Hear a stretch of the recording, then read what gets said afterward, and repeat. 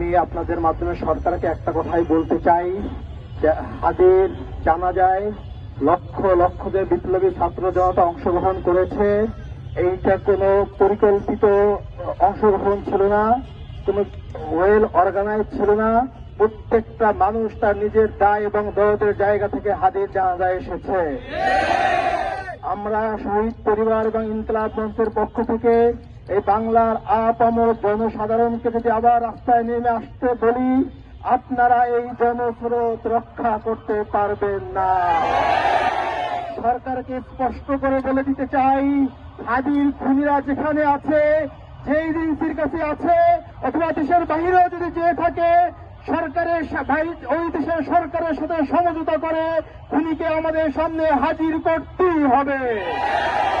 24 ঘন্টার ভিতরে উসমান হাদির খুনিকে বাংলাদেশের জনগণের সামনে উপস্থিত করতে হবে।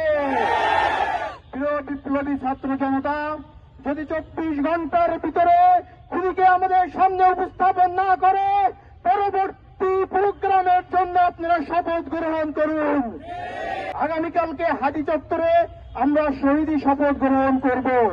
সেই শপথ গ্রহণ করার পর থেকে হাদির খুনিকে আমাদের সামনে প্রকাশ্যে হাজির করা না পর্যন্ত আমরা ঘরে ফিরে যাব না।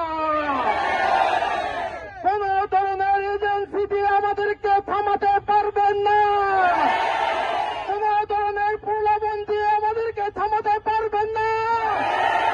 আমরা শহীদ উসমান হাদির উত্তরসূরি, আমরা তিতুমিরের উত্তরসূরি।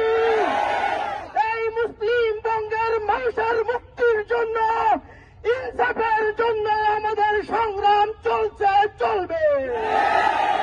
প্রিয় সংগ্রামী জনতা, আগামীকাল বিকাল 3টায় হাদি চত্বরে আপনাদের সকলকে শহীদি শপথে অংশগ্রহণের আহ্বান জানিয়ে আমার বক্তব্য শেষ করছি। ধন্যবাদ সকলকে।